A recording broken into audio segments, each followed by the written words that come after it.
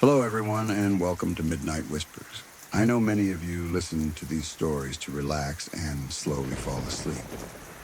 Before we begin, feel free to leave a comment and tell me where you're listening from tonight. If you enjoy these stories, please like the video and subscribe to the channel. Now, get comfortable, take a slow breath, and let's begin.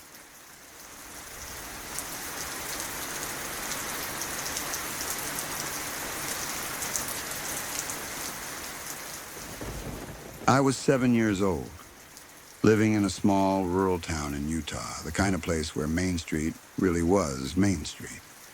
There weren't many distractions, especially at night. When the sun went down, everything felt quieter and slower, like the world itself was settling in to sleep. That night, I was staying over at my grandparents' house, a place that always felt both familiar and slightly mysterious to me. Their house had its own smells, its own sounds, and a basement that felt like a world separate from the rest of the home.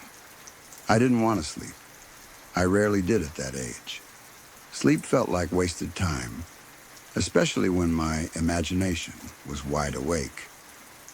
Around midnight, when the house had gone completely still, I slipped out of bed and made my way down to the basement. The stairs creaked softly under my feet, but no one stirred. The basement light flicked on with a quiet hum, revealing a wide open space that felt huge to a kid my size. That's where I kept my toys. I grabbed my matchbox cars and my favorite building blocks, the glowing better blocks that lit up softly when the lights were low. I loved those blocks because they made everything feel alive, like the city I built wasn't just pretend. I spread everything out on the floor and started setting up what I called Night City. It was a little metropolis of my own design, full of roads, buildings, and imaginary traffic patterns that only made sense to me. I was completely absorbed in it, making engine noises, moving cars from one glowing building to another when I became aware that I wasn't alone anymore. I didn't hear footsteps. I didn't hear the stairs. I just noticed someone standing nearby. It was my uncle. At least that's who he said he was, and at the time, I didn't question it. He looked like a normal adult man, calm and relaxed, dressed simply. Nothing about him felt scary or out of place. If anything, he felt familiar in a way I couldn't explain. He smiled at me, the kind of easy smile that makes you feel comfortable right away, and asked what I was playing. I told him about Night City. He sat down on the floor with me like it was the most natural thing in the world. He picked up one of the cars and asked which one he could drive. I handed him the Lincoln because he said that was his favorite. I remember that detail clearly, not because it seemed strange, but because it felt important in the moment. He didn't hesitate or joke about it. He just took the Lincoln and started driving it through the city like he'd done it 100 times before. We played like that for a long time, at least an hour, maybe more. Time didn't feel real down there. We talked about the city, about where the cars were going, about trains that passed near towns like ours. He told me small things, nothing dramatic, just stories that felt gentle and easy. I don't remember him asking many questions about me. It felt more like he was there to keep me company than anything else. I need to explain something here. My great-uncle had died when I was 2 years old. At 7, I didn't fully understand what that meant in a deep way, but I knew enough to know that people who died didn't come over to play. I had never met him.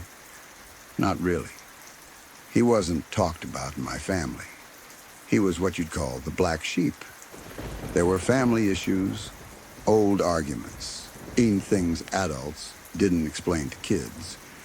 As far as I knew, he simply wasn't part of our lives. And yet, there he was. At least, someone who said he was my uncle. Eventually, he stood up and said he had to go. He told me it was getting late and that he didn't want to miss his train. That line didn't strike me as strange at all. In my mind, adults went places, and sometimes they left late at night. I accepted it without question. He smiled at me again, told me I did a good job building Night City, and walked toward the back door of the basement. I watched him leave, then gathered up my cars, turned off the light, and went upstairs to sleep.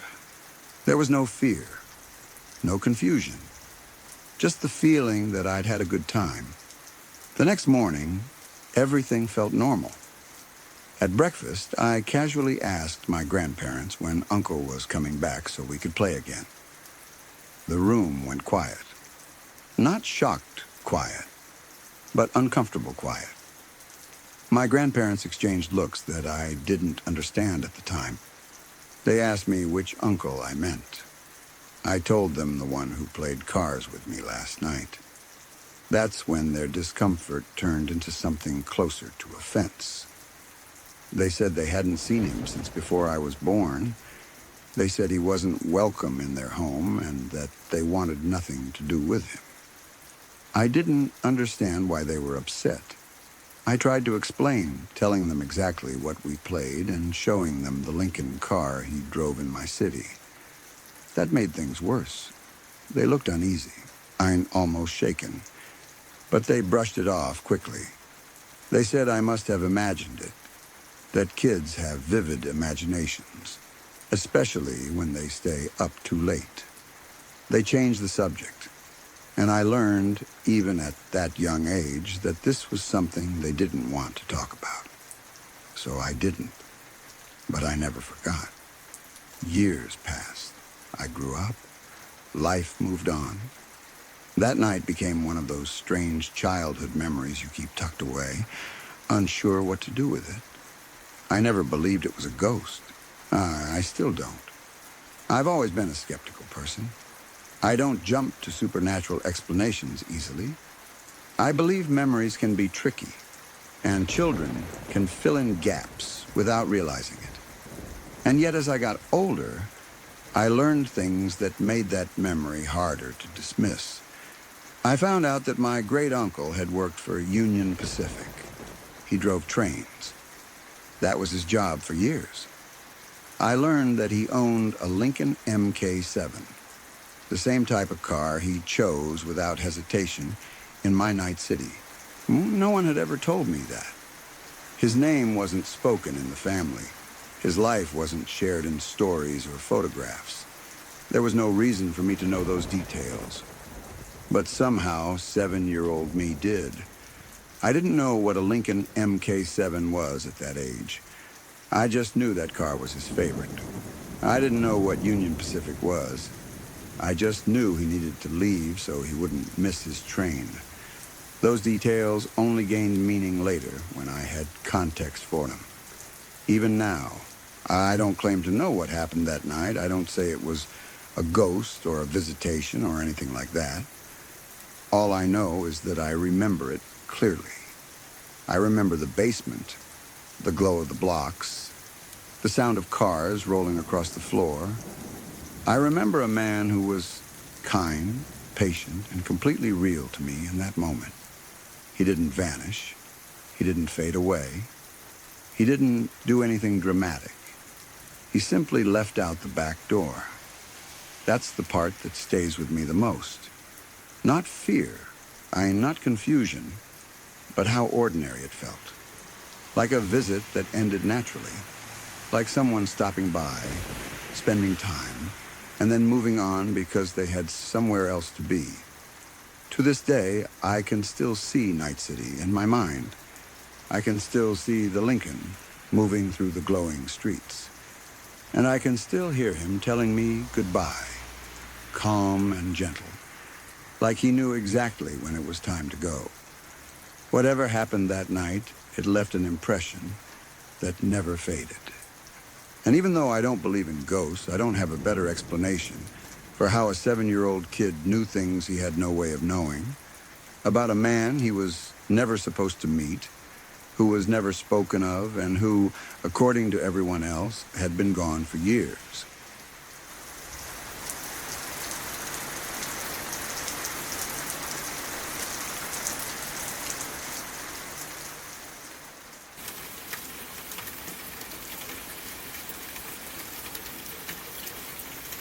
We bought the house thinking it would be a fresh start. It didn't feel like a risky decision at the time. It was quiet, tucked away enough to feel private, surrounded by trees, the kind of place people picture when they imagine peace. Nothing about it screamed danger or darkness. No warnings from realtors. No rumors passed casually by neighbors. Just a house with a past we didn't yet know. At first, everything seemed normal. The first few nights were calm. We unpacked, learned the sounds of the place, the way old houses settle and breathe. Floors creaked in places we expected them to. Wind moved through the trees outside, the kind of ordinary noises you tell yourself not to overthink. We were tired, adjusting, busy building a routine. Then the nights started to feel different. It wasn't something I could explain right away. There was a heaviness in the bedroom, especially late at night. Not fear exactly, but awareness. The feeling you get when you know you're not alone, even though there's no logical reason to believe it. I'd wake up suddenly, heart racing, unable to pinpoint why. The room would be quiet still, but something felt present. The first time we saw it, we were in bed. It wasn't a shape, not a figure. It was a large white orb, brighter than anything that should exist naturally in a dark room. Not glowing like a light bulb, but dense, solid, almost alive. It hovered near us, silent, unmoving. It didn't flicker. It didn't fade in and out. It just existed, as if it had always been there, and we had only just noticed. I froze. There was no instinct to scream, no instinct to run. Just shock. The kind that locks your body in place while your brain scrambles for logic. Was it a reflection? A trick of light? Sleep paralysis? But none of those explanations fit. The orb wasn't attached to anything. It wasn't coming from a window or device. And I wasn't dreaming. I knew that in my bones. It stayed for several seconds. Long enough for me to fully register it. Long enough for fear to settle in slowly, like cold water creeping up your legs. Then it was gone. Not drifting away, not fading, just gone. We didn't talk about it right away. That might sound strange, but sometimes acknowledging something makes it more real. We lay there in silence, pretending sleep would protect us, pretending that if we didn't speak it out loud, it couldn't follow us into the next day. But it didn't stop. The activity became more frequent. The feeling of being watched, the sudden cold spots in rooms that were otherwise warm, the way the air felt thicker at night, harder to breathe. And then there were the sightings. One evening, as I was driving up toward the house, I looked toward one of the windows. I saw her. Not clearly, not like a living person standing in the light, but enough to know it wasn't my imagination. A woman's image, faint but unmistakable, framed in the glass. She wasn't moving. She wasn't waving or calling out. She was just there, watching. The shock of it made my stomach drop. I parked and stared, half expecting her to disappear the moment I looked again. But she didn't. She remained silent and still until I finally forced myself to get out of the car. The second I stepped away and looked back, the window was empty. That was when fear really set in. Not panic, not hysteria, but the deep, slow realization that something was wrong with this house, and whatever it was, had history. We started asking questions, carefully at first, casually. You don't walk up to neighbors and ask if your house is haunted. You ease into it. You ask about previous owners, about the area, about anything unusual. Most people shrugged. Some avoided the subject altogether. Then one neighbor pulled me aside.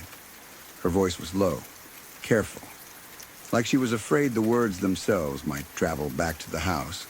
She told me the truth. The woman who had owned the house before us was murdered, not by a stranger, not by chance, by her husband. To save their marriage, they had decided to train together to climb Mount Baker in Washington. It was supposed to be a bonding experience, a challenge, something to bring them closer. That's what people say when they're desperate to fix something already broken. They trained, they prepared, they planned the climb, and somewhere along the way up the mountain, he pushed her off a crevasse. Just like that. No witnesses, no chance to fight back, no way to survive. A fall into cold, empty space.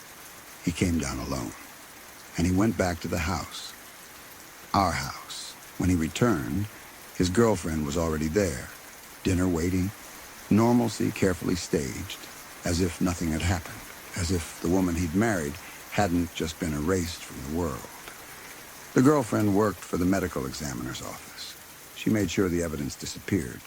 Skin samples from under the victim's fingernails were lost, misplaced, destroyed.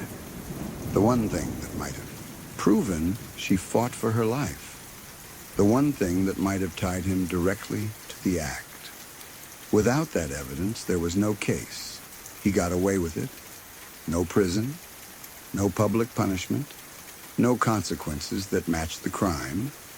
Just a man who went on living, free, while the woman he murdered became another quiet story, buried under technicalities and corruption. That explained the house. It explained the heaviness, the presence, the way the orb felt less threatening than sad. The way the image in the window looked more like longing than anger. She wasn't there to scare us. She was there because that was her home. The last place she lived. The place she never chose to leave. But the story didn't end there. The neighbor told me something else. Sometimes, in the early hours of the morning, around 2 or 3 a.m., the husband would come back. He'd park at the end of the driveway. He wouldn't approach the house. He wouldn't knock. He would just stand there looking up toward it. She said she'd seen him more than once, not every night, not predictably, just often enough to know it wasn't coincidence. He'd stand there staring, like someone waiting for something, or someone afraid of what might come closer if they stepped too far onto the property. He knew. That's what chilled me the most. He knew something was still there.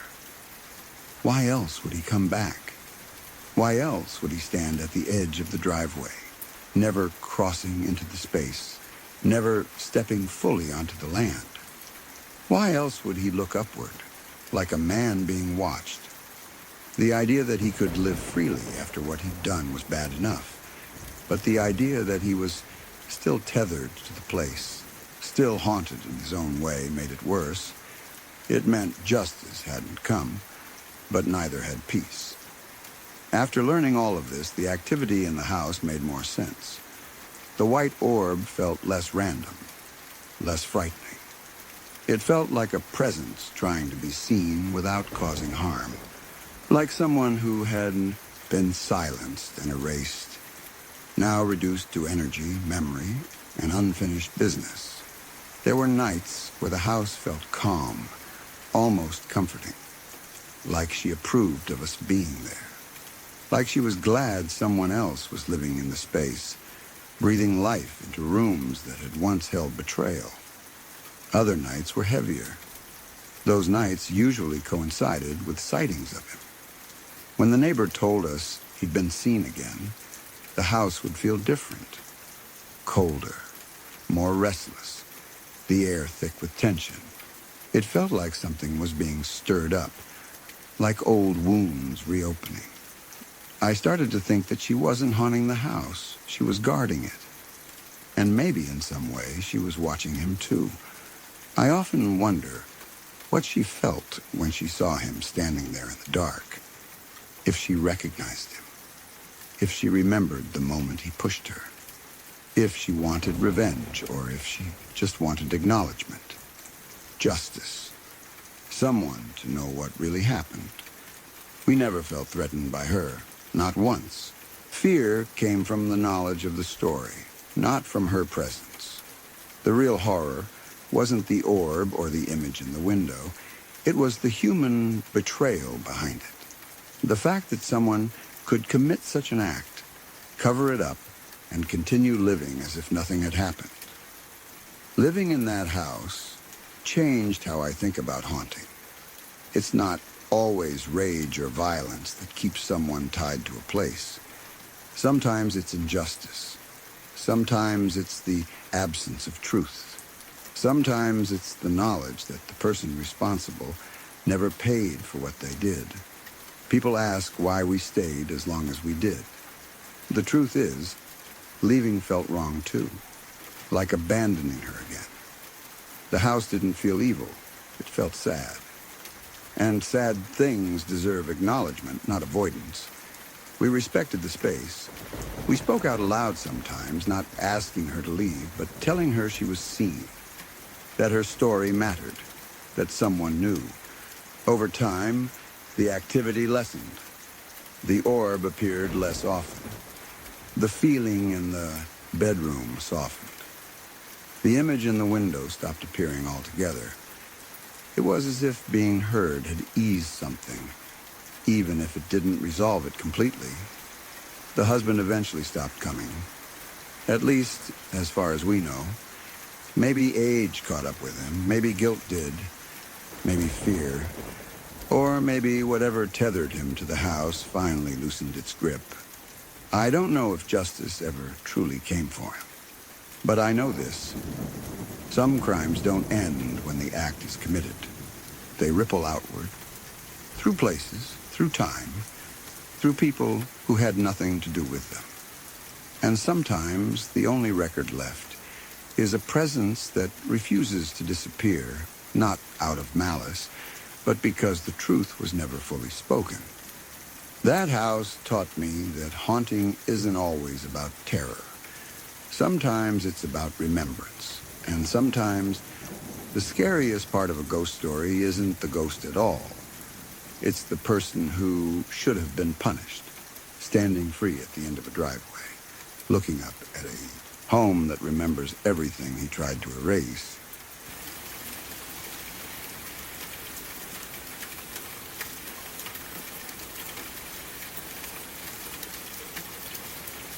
My brother once rented a house that came with a story already built into its walls. The place had previously belonged to a highly decorated World War I officer, a man whose name still carried quiet respect in the area. The house itself sat in a beautiful, almost storybook setting, rolling greenery, tall trees whispering in the wind, and wide windows that let sunlight spill across polished wooden floors. It was the kind of home that made you slow down when you stepped inside, as if the air itself asked for calm. Even as a kid visiting there, I remember thinking it felt important somehow, like it held memories that weren't ready to leave. The officer's legacy was still visible throughout the home. Military photographs hung neatly in frames, their glass surfaces catching the light. Medals, insignias, and carefully preserved artifacts were displayed with pride. In the hallway and main living area, 3 ceremonial swords and 2 rifles rested either on mounts or inside a glass case, positioned respectfully, like silent guardians of a distant past. None of it felt threatening. If anything, it felt solemn, a reminder of sacrifice, history, and a life lived in service. When my brother and his fiancée announced they were getting married, the house immediately felt like the perfect place to celebrate. It was intimate, meaningful, and beautiful. They imagined exchanging vows surrounded by family, laughter filling the rooms where history already lingered. Plans came together quickly. Relatives traveled in from different places, and several of us stayed overnight in the house the night before the wedding. There was excitement in the air, the kind that hums quietly beneath conversations and shared meals. That evening was warm and full of anticipation. People drifted into bedrooms with soft goodnights and promises to wake early. The house settled into silence. I remember lying awake for a while, listening to the faint creaks and sighs that old homes always seem to make. They didn't feel alarming, just part of the house breathing in its sleep. Morning arrived gently. Sunlight stretched through the windows, and the smell of coffee and breakfast began to pull people downstairs one by one. There was laughter, sleepy greetings, and the buzz of wedding day excitement starting to build. Someone mentioned needing to check decorations. Another joked about nerves. Everything felt perfectly ordinary. Then someone stopped mid-step on the staircase. At first, I didn't understand why the mood shifted.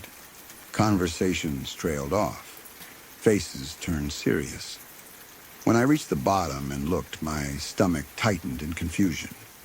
Every piece of military regalia, the swords, the rifles, items that had been securely displayed, lay piled neatly at the foot of the stairs. Not scattered, not broken, simply gathered together. The sight didn't match the energy of the morning. It was too deliberate. The glass case upstairs was open, but intact. The mounts were empty. Nothing else in the house had been disturbed. No doors were forced. No windows were open. There were no signs of someone breaking in, rummaging around, or taking anything. Just those artifacts, resting together in a quiet stack, like they had been placed there with intention. For a moment, nobody spoke. The silence wasn't loud or panicked. It was thoughtful, unsettled. Adults exchanged looks that mixed confusion with disbelief. Someone suggested maybe a relative had moved them as a joke. Everyone denied it. The tone of the room changed subtly. Not fear exactly, but a shared awareness that something didn't add up. As a child, my mind didn't leap straight to danger. Instead, I tried to make sense of it in a way that felt comforting. Standing there, staring at those objects tied to a soldier's past, I imagined a message behind the act. Maybe, just maybe, it was symbolic. A quiet declaration that the house, once tied to war and memory, was welcoming a day meant for love and unity. In my young imagination, it felt almost like a blessing, a way of saying, this is a place for peace now. Of course, the adults didn't frame it quite that way, but I held on to that interpretation tightly. It felt better than thinking someone had entered the home unnoticed, or that something unexplainable had happened while we slept. Children have a way of shaping mystery into meaning that protects them from fear. The family eventually moved into action. Wedding day schedules don't pause easily. Someone carefully gathered the regalia and secured it away from sight. My brother and his fiancée decided it was best not to display any of it during the celebration, partly out of respect, partly out of an unspoken unease. No one wanted the strange moment hanging visibly over what was supposed to be a joyful day. As preparations resumed, the house slowly regained its warmth. Conversations picked back up. Makeup kits opened. Music drifted softly through the rooms. Yet beneath the excitement, there was a lingering awareness of what we had seen. People didn't dwell on it openly, but you could sense it in the occasional, thoughtful glance toward the staircase. The wedding itself unfolded beautifully. Sunlight bathed the ceremony area. Laughter echoed through the house and onto the grounds. Vows were exchanged, tears were wiped away, and joy filled every corner. If the house held any lingering presence from its former owner, it remained quiet. Nothing else unusual happened. No misplaced items, no strange sounds, no further signs of disturbance. Still, the morning's discovery stayed with us. Later conversations circled back to it in hushed tones. Some insisted there had to be a rational explanation. Sleepwalking, a prank, a memory lapse. Others admitted the neatness of the pile and the untouched state of everything else made those explanations feel incomplete. It wasn't chaos. It was order, and that detail made it harder to dismiss. For me, the memory settled into a strange but gentle mystery. I never felt threatened by it. If anything, I remembered the feeling of standing there as a child, deciding that whatever had happened wasn't meant to scare us. It was simply a moment we weren't meant to fully understand. Over time, the story became part of family lore. The wedding morning when history seemed to rearrange itself. It wasn't retold with terror, but with curiosity and a touch of reverence. The house, with all its beauty and layered past, felt even more alive after that day. Nothing else ever occurred during my brother's time living there. No footsteps in empty halls, no objects moving on their own. Just that single morning when artifacts of war quietly gathered themselves away from a celebration of love. And maybe that's why the memory endures. It wasn't loud or violent or dramatic. It was subtle, almost thoughtful. A brief intersection of past and present that left us unsettled. Yes, but also reflective. Some mysteries don't ask to be solved. They simply remind us that places carry stories, and sometimes those stories reach out in ways we can't fully explain. Only witness, remember, and gently wonder about long after the day is past.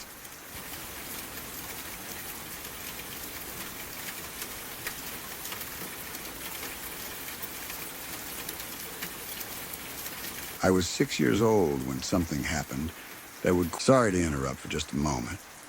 If you're new here, consider subscribing to Midnight Whispers for daily true horror stories that stay with you long after they're told, quietly unsettling and meant for the late hours. You can also turn on notifications so you're always here when a new story arrives and the night begins to stir again. Now, let's continue. I was 6 years old when something happened that would quietly follow me for the rest of my life, even though I wasn't supposed to be there. At least that's what I believe. Memory is a strange thing, soft around the edges, full of gaps and shadows. And sometimes I wonder if what we remember says more about fear than truth. It was my first year of elementary school, a time when the world still felt huge and mysterious. My days were simple back then. School, cartoons, dinner, and an early bedtime. My life ran on routines my parents carefully built around me. I had a small circle of friends from the neighborhood, kids who lived close enough that our parents trusted us to roam the sidewalks together during the afternoon. We felt independent, even though our freedom barely stretched beyond the end of the block. One of those friends was a boy I'll call Daniel. He was a little braver than the rest of us. The type of kid who always wanted to test limits. He liked exploring places we were told to avoid. Behind our neighborhood ran a set of train tracks. They weren't hidden, but they were distant enough to feel forbidden. Adults warned us about them constantly. To us, that only added to their appeal. I remember afternoons when we stood at the edge of the gravel path, leading toward those rails, daring each other to go closer. The ground vibrated when trains passed, a deep metallic rumble that seemed to shake the air itself. Even at 6, I could sense the power of those machines.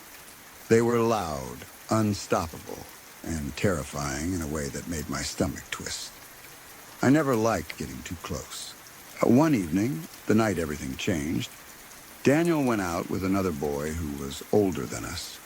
I'll call him Marcus. He was in 4th grade, tall enough that he seemed almost grown up in our eyes. Marcus had a reputation for being fearless. If someone suggested doing something risky, he'd be the first to say yes.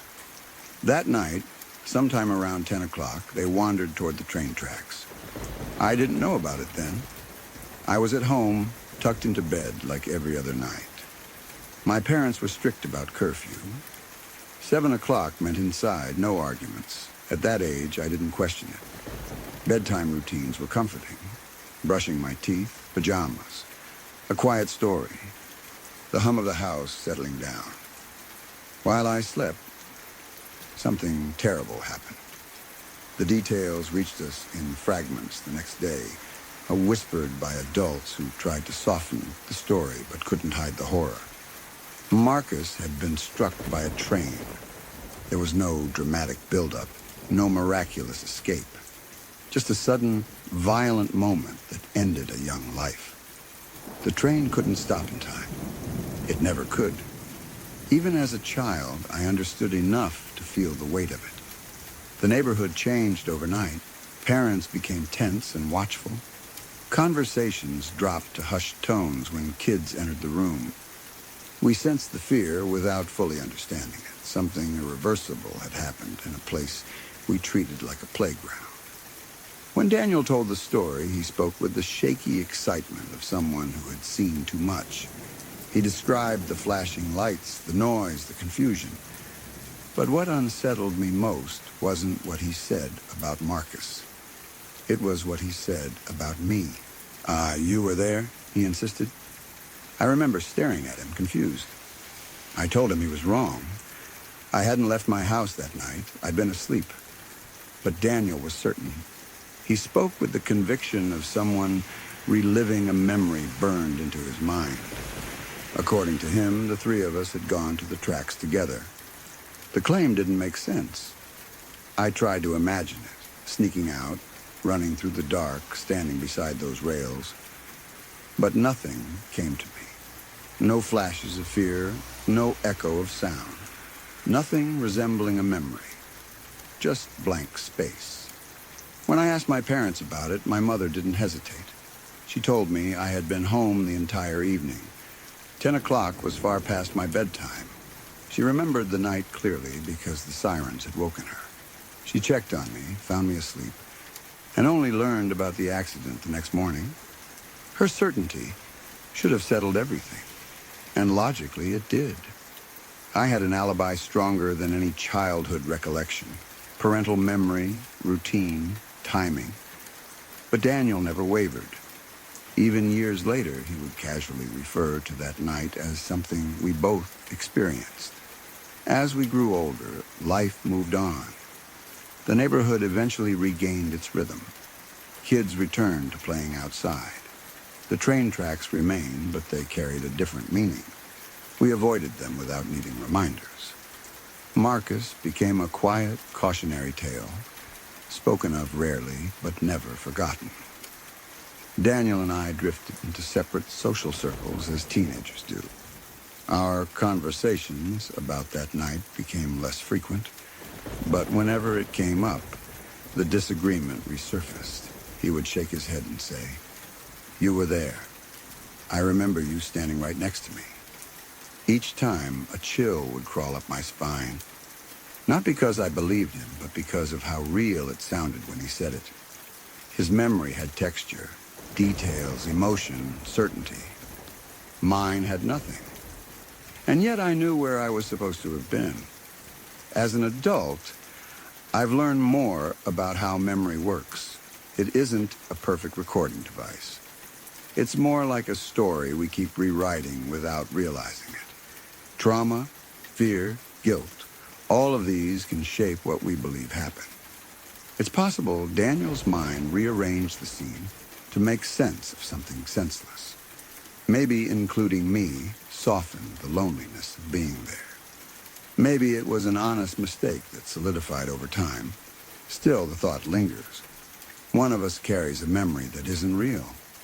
Every so often, the image returns to me, not as a recollection, but as a constructed vision. I picture the dark tracks stretching into the night. I imagine the distant hum of the approaching train, gravel crunching under small shoes, fear thick in the air. I see three boys standing where they shouldn't be. And then I remind myself, imagination is not memory. What unsettles me most isn't the accident itself, tragic as it was. It's the fragile line between what we remember and what truly happened. Daniel's certainty challenges my own sense of reality, even decades later. There's something deeply human about wanting memory to be reliable, to trust that our past belongs to us in a fixed, truthful way. But memory is messy. It bends, it fills in blanks, it protects us and betrays us at the same time. When I think about that night now, I don't see ghosts or feel guilt. Instead, I feel a quiet unease, a reminder that perception isn't always truth. Two people can walk away from the same moment carrying completely different stories, each convinced they're right. Marcus's life ended in an instant that left ripples far beyond that night. For Daniel, it became a memory etched in fear and confusion. For me, it became a mystery, a question about identity and recollection that never fully resolves. Sometimes, late at night, when everything is still, I wonder what Daniel sees when he closes his eyes. Does he replay the scene exactly the same way every time? Does he see my face there, standing beside him, frozen in that terrible moment? And if he does, what does that say about memory? I don't have answers. Only the certainty that I was home, asleep, safe, and the lingering discomfort of knowing that somewhere in another person's mind, I'm still standing on those tracks. That's the part that gives me goosebumps. Not the train, not the tragedy, but the realization that memory can blur reality so completely that even decades later, the truth feels just slightly out of reach.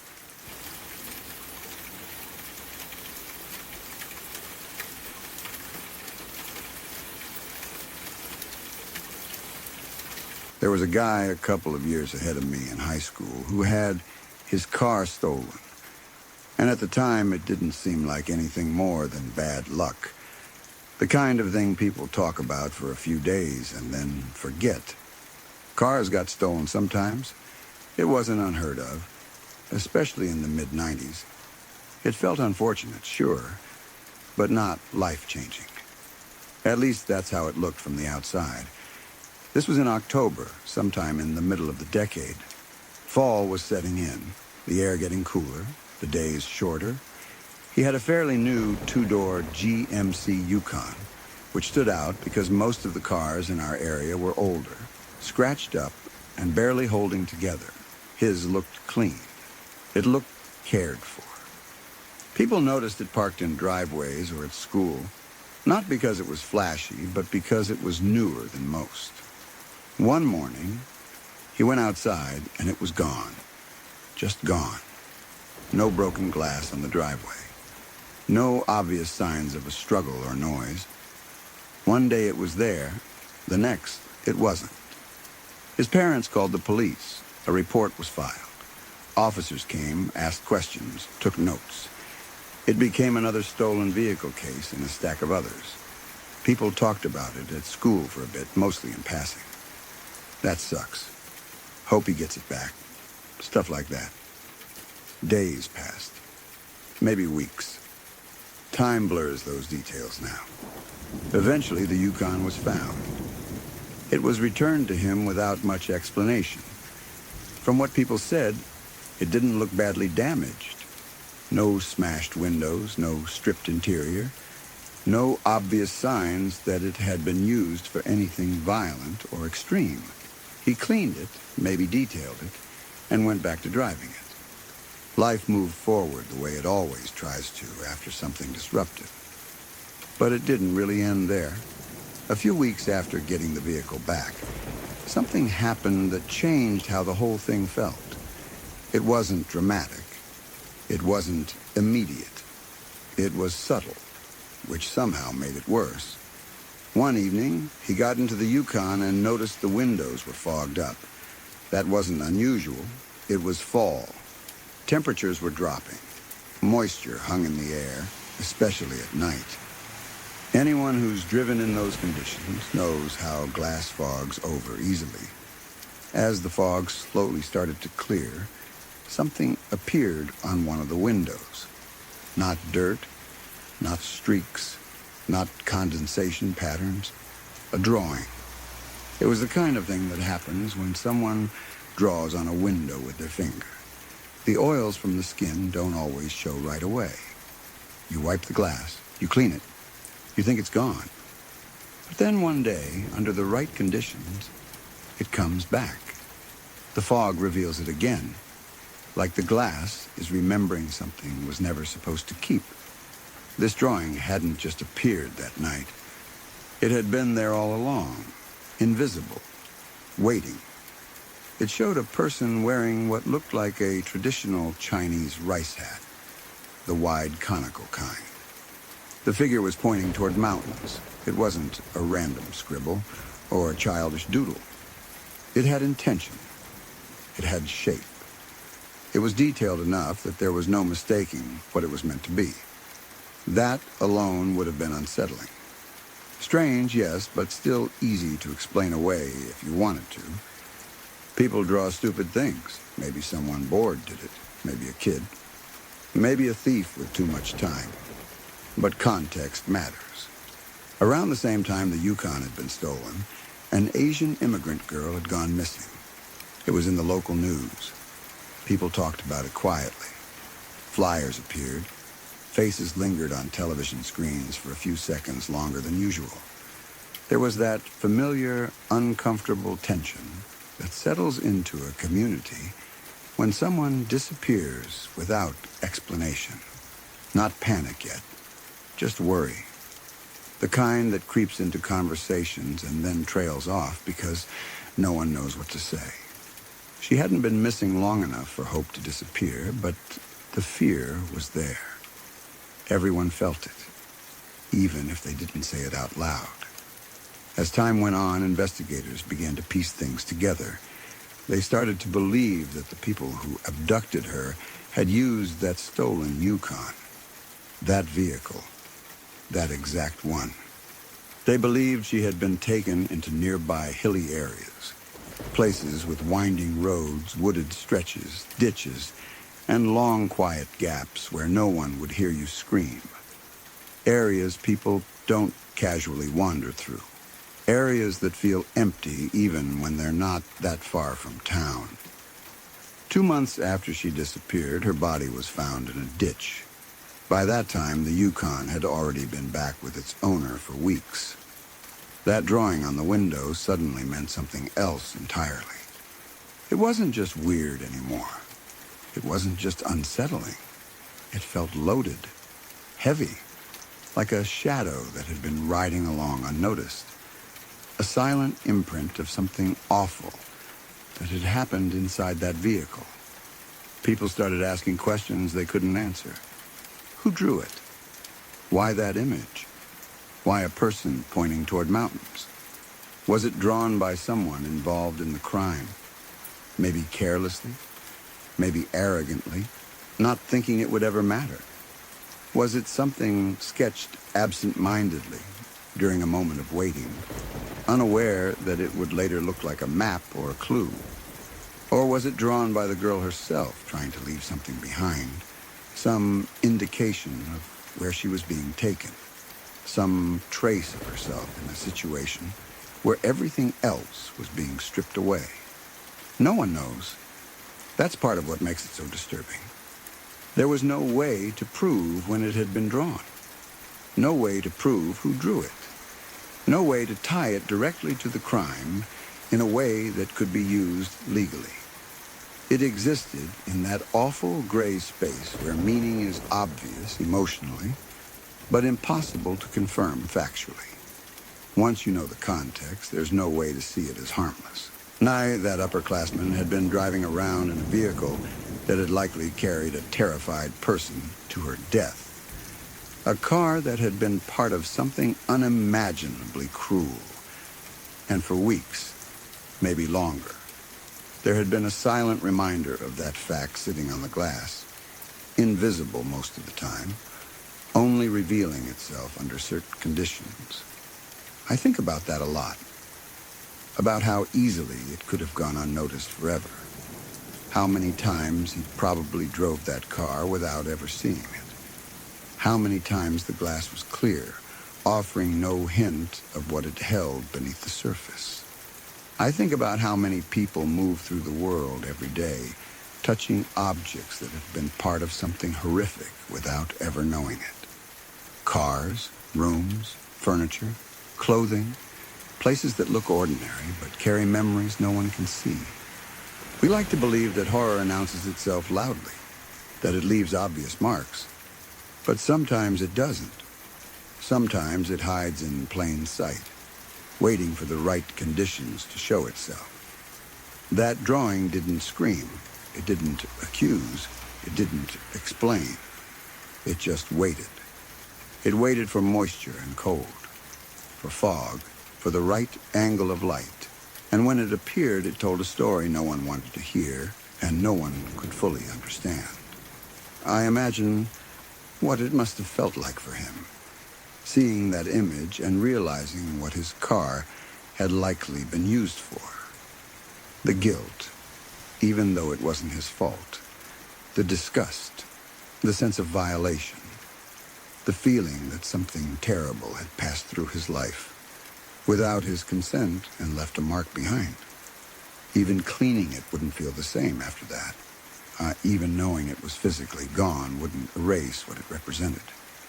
There's something deeply unsettling about the idea that the physical world remembers things we try to forget, that surfaces hold on to traces long after people think they've wiped them away. That glass, especially, can act like a memory, revealing things only when conditions are right. I think about the girl most of all, about how alone she must have been, about whether she tried to leave something behind, about whether that drawing was a moment of defiance, fear, boredom, or desperation, or whether it had nothing to do with her at all, and the meaning we assign to it is something we bring because we can't accept randomness in the face of tragedy. Either way, the result is the same. The image exists, and once you've seen it through that lens, you can't unsee it. Oh, it makes you realize how thin the line is between the ordinary and the horrific. How something as mundane as a stolen car can quietly intersect with a murder without anyone realizing it until much later. How life keeps moving even when something unimaginably dark has passed through it. That's what stayed with me about this story. Not the crime itself, as terrible as it was, but the way it left such a subtle trace. A fingerprint that wasn't a fingerprint. A clue that wasn't officially a clue. A reminder that sometimes the truth doesn't announce itself in ways that are easy to process. Sometimes it waits on a window. And sometimes all it takes is a little fog for it to come back.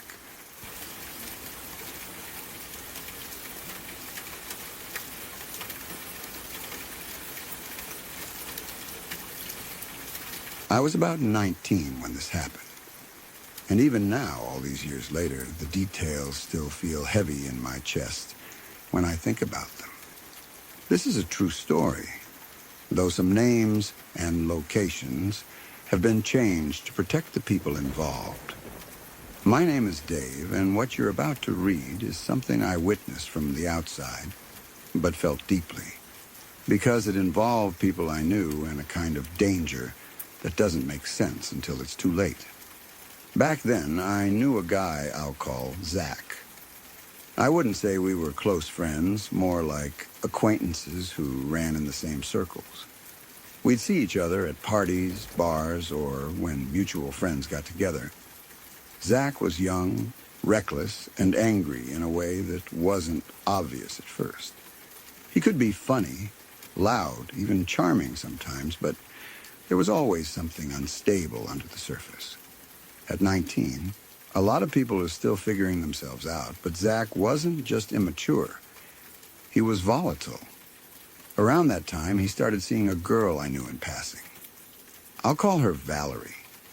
I didn't know her well, but I'd seen her around enough to recognize her face and know she was kind, quiet, and not someone who caused drama. She seemed normal, grounded, and honestly, far more put together than Zach ever was. One night, we all went out together as a small group. Nothing special. Just drinks, shooting pool, talking nonsense, laughing. The kind of night young people have when they're killing time and pretending the future isn't scary. We drank, played pool, talked about nothing important. On the surface, it felt harmless. But even that night, there were signs. Zach and Valerie argued. Not loudly at first, but the tension was there. Sharp comments, accusations that came out of nowhere. He got jealous over small things, imagined slights, things that didn't matter.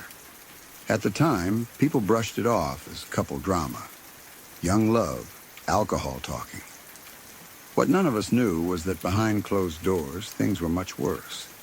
Their fights became frequent, and they weren't just verbal. Zach became physical with her. He pushed her, grabbed her, scared her. The worst moment came when he tried to choke her. Not in a fleeting, out-of-control moment, but with intent. With words that made it clear he meant it. He told her that if he couldn't have her, nobody could. That sentence alone changes everything. Valerie didn't take it lightly. She understood something many people don't until it's too late. When someone says something like that, you believe them. You don't wait around to see if they calm down. You don't assume it was just anger. She did the right thing. She put out a restraining order against him. She cut contact. And she did something even bigger. She left. She moved out of Racine, Wisconsin. She uprooted her entire life. Friends, familiarity, routines. She didn't just move to another neighborhood or another city nearby. She went far, all the way to California, Malibu. That distance wasn't about starting over in some glamorous place. It was about survival. It was about putting as many miles as possible between herself and the man who had tried to kill her. For months, she rebuilt her life piece by piece. She found a new job. She got a new apartment. She learned new streets, new routines, new faces. Slowly, she began to feel something close to normal again. Not fully safe, but safer. She was living with the kind of caution that comes after trauma. But she was moving forward. Imagine surviving an attempted murder and then trying to convince yourself that life can still be okay, that the world isn't always violent, that not every shadow hides danger. She was commuting along the Pacific Coast Highway for work. The ocean on one side, traffic crawling along like it always does. It must have felt surreal sometimes. A completely different life from the one she ran from. Then, about 30 days into this new chapter, everything shattered again. Traffic slowed one day, as it often does. Cars packed close together, stop and go. Suddenly, she was rear-ended. It wasn't a huge crash. Enough to jolt her, enough to be annoying and stressful. But nothing that screamed immediate danger. She pulled over, like you're supposed to do. She was thinking about insurance, paperwork, the inconvenience of it all. She got out of her car. The man from the other vehicle stepped out too. And in that moment, her life changed forever. He pulled out a gun. Before she could fully process what was happening, he shot her. Once in the leg, once in the side. The pain was immediate, overwhelming, confusing. The sound, the shock, the disbelief. This wasn't a robbery. This wasn't random violence. As he shot her, he said words that still make no sense unless you understand how twisted obsession can be. I told you, Jenny. If I can't have you, nobody can. Her name wasn't Jenny. She wasn't the person he thought she was. She had been shot because she looked like someone else. The man was obsessed with a woman named Jenny, someone he believed Valerie was. A woman he didn't even truly know, but had fixated on so deeply that reality didn't matter anymore. Valerie wasn't a target because of who she was, but because of how closely she resembled someone else in his mind. She was a doppelganger. And because of that resemblance, She almost died. The man was arrested. There was no confusion about what happened. This wasn't an accident. This wasn't self-defense. It was a calculated act driven by obsession and delusion. He was tried and sentenced to life in prison. Valerie survived, but survival came at a cost that's hard to explain. She had already fled across the country to escape one man who wanted to kill her. She traveled over 2,000 miles. She changed her life completely. And still, danger found her. Not because she made a mistake, not because she trusted the wrong person again, but because she happened to look like someone a stranger had become obsessed with. Two separate men, two separate threats, connected only by coincidence and cruelty. Today, she lives in another ocean city, not Malibu, somewhere else. Her name has been changed. The town in Wisconsin has been changed. Details blurred for safety. But the fear she carries is real. How do you live after that? How do you feel safe knowing that you can do everything right, leave everything behind, start over, and still end up bleeding on the side of the road because someone else's fantasy collided with your existence? This story isn't about fate. It's about how fragile safety really is. It's about how obsession doesn't always follow logic. And it's about how sometimes surviving once doesn't mean you're done surviving.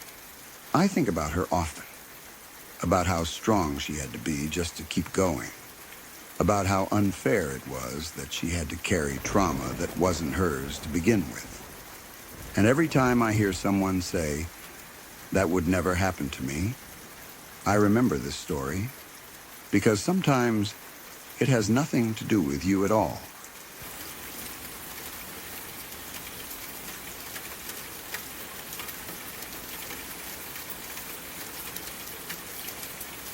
Look, if you're still watching, you already know what this channel is. If you're still here, then these stories didn't simply fade away. They settled in. Every story you heard tonight came from real moments, real people, and real situations where something felt off or nearly went wrong. If you want to keep exploring stories that linger in your thoughts long after the night grows quiet, consider subscribing to Midnight Whispers. There are more stories waiting in the dark, and not all of them let you leave in time.